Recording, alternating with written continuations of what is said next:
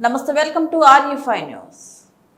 Operation Sindoor విజయం నేపథ్యంలో పాకిస్తాన్ ఉగ్రవాదాన్ని ఊతకోచ కోసిన భారత సైన్యానికి త్రివిధ దళాలు అందించిన సేవలకు కృతజ్ఞతగా అభినందనలు తెలపడానికి మన భారత వీర జవాన్లకు మద్దతుగా తిరంగ జెండాను పట్టుకొని భారత్ మాతాకు జై జై అని వందే మాతరం నాదం చేస్తూ తిరంగ ర్యాలీలో పాల్గొనడం జరిగింది. మన దేశానికి అంకితమైన భారత సైనికుల వీరత్వాన్ని స్మరించుకుంటూ ఆ ఆపరేషన్ సింధూర్ విజయానికి మద్దతుగా అచ్చంపేట పట్టణంలో జరిగిన తిరంగా యాత్ర దేశభక్తి భావాలతో అచ్చంపేట పట్టణం త్రివర్ణ రంగులతో మెరిసిపోయింది.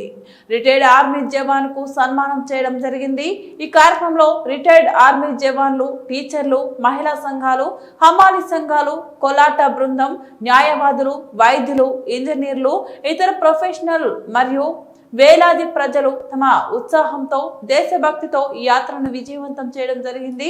జై హింద్, వందే మాతరం అంటూ నినాదాలతో మారుమ్రోగిన ఈ యాత్ర ప్రతి ఒక్కరి హృదయాన్ని దేశభక్తితో నింపింది. ఈ కార్యక్రమంలో పాల్గొన్న ఈ కార్యక్రమానికి ముఖ్య అతిథిగా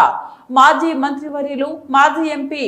పోతుగంటి రాములు గారు, భారతీయ జనతా పార్టీ నాగర్ కర్నూలు జిల్లా అధ్యక్షులు వేముల నరేందర్ రావు గారు, రాష్ట్ర అధికార ప్రతినిధి కట్ట సురేందర్ రెడ్డి గారు, పార్లమెంటు ఎంపీ అభ్యర్థి పోతుగంటి భరత్ ప్రసాద్ గారు, రాష్ట్ర కార్యవర్గ సభ్యులు మంగ్యా నాయక్ గారు, రైల్వే బోర్డు మెంబర్ ధర్మా నాయక్ గారు, పార్లమెంట్ కన్వీనర్ రాగి రామకృష్ణారెడ్డి గారు, రాష్ట్ర కౌన్సిల్ మెంబర్